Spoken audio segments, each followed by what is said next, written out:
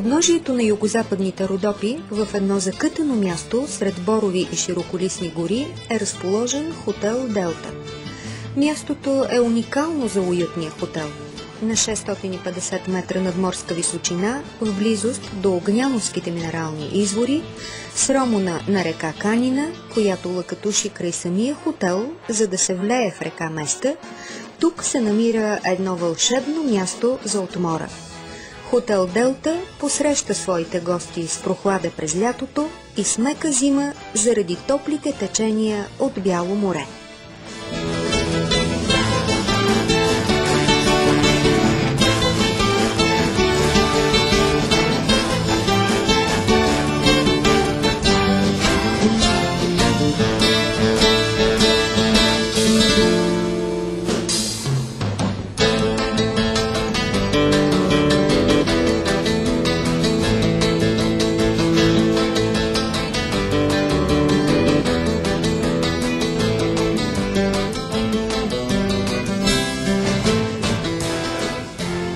Хотел Делта разполага с около 50 места. Стаите и апартаментите са уютни и с прекрасен изглед към планината.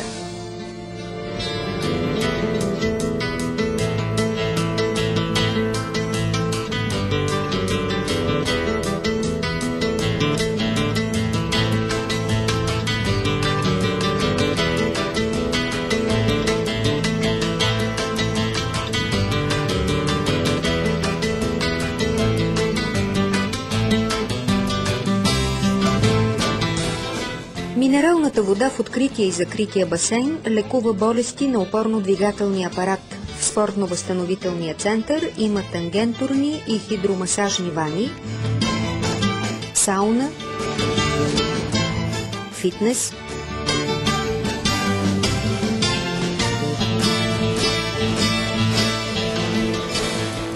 а съвсем скоро тук ще има и конна база за любители на конния спорт.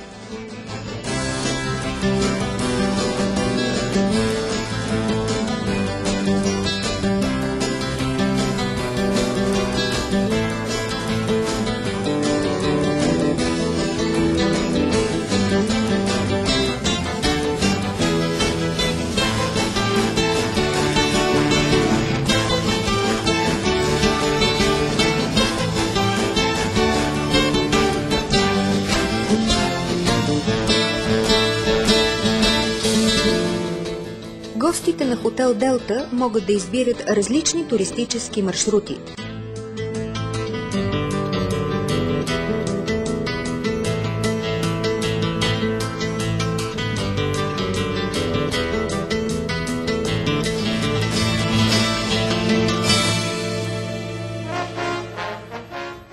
След планинския маршрут, гостите на хотел Делта могат да поемат и надолу към равнината.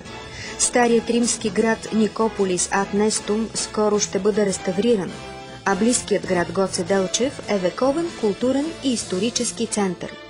Музеи, паметници, исторически места и среща на две планини – Пирин и Родопите. Това предлага една екскурзия до града на гостите на хотел Делта.